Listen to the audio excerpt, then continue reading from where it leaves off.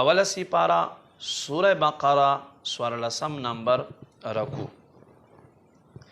بسم الله الرحمن الرحيم. وقالت اليهود او يهوديانو ليست النصارى على شيء ندي نصارى پيوشيز کے ولا وقالت النصارى او نصارى او عيسایانو ليست اليهود على شيء ندي يهوديان پيوشيز کے وهم او حال داد چ دوی دواړه يتلون الكتاب کتاب تلاوت کوي یعنی یو تورات گوری بل انجیل گوری کذالک دکسلنگ قال الذین اویغ خلقو لا یعلمون چا علم نلری مثل قولهم دوی پشان خبر قول سرا فاللہ یحکم بینهم پس اللہ بفیصلو فرمائی دوی پمیس کے یوم القیامت پورز دا قیامت فیما پاغس کی کانو چو دوی و فیہ پدے کی اختلفون اختلاف کون کی ومن ازلمو سوکت زیاد ظلم کون کا ممن دا اخکسنا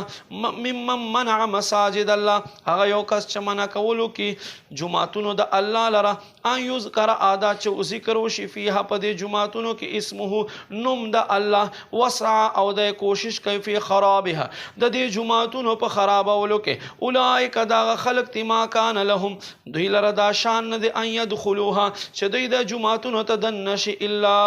خائفين مگر په یاري سره لهم دوی د پاره په دنیا په دنیا کې خزیون رسوائی دا ولهم او دوی دے پارا فی الاخرت پا آخرت کے عذاب عظیم لو عذاب دے وللہ المشرق والمغرب مشرق او مغرب اللہ دا پارا دے فَأَيْنَمَا تُوَلُّوا پس کم خوات چتاسو وگرزے گئے فَثَمَّ وَجْهُ اللَّهِ پس دک طرف دا اللہ دے ان اللہ بے شک اللہ واسع علیم وسعت والعلم والدے وقالوا اتخذ الله ولدا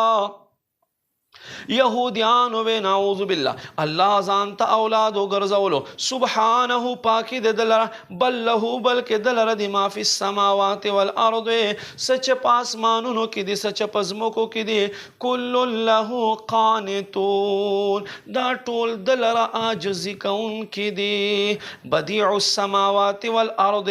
اولنا پنوی طریقے سر پیدا کون قائد آسمانونو او دزمکو و اذا قضا امرا کلچ یو کار ارادہ فرمائے فإنما پس بے شک شاندہ دے یقول دیو فرمائی لہو دے کار لرکن وشا فیکون پس دا فوراً وگرزے گی وقال الذین اویغ خلق لا یعلمون چے علم نلری لولا یکلمون اللہ اللہ ولی مونگ سر خبر نکوی او تأتین آیا یا دائی مونگ خواتراتک نکوی پناخ سر کذالک دک سے قال الذین اوے او خلق من قبلیم چھ دوی نمخ کیو مثل قولیم دا دوی خبر پشان تشابہت قلوبهم دا دوی زنون یاو شانتی دی قد بین الآیات پتا کیک سر مونگ بیان کرل خپل آیتنا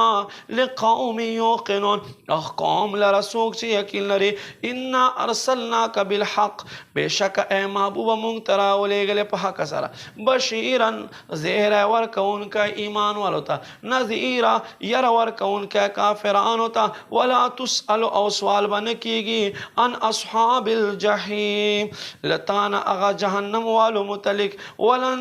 ولن ترضى عنك اليهود اس کلبتان رازی نشی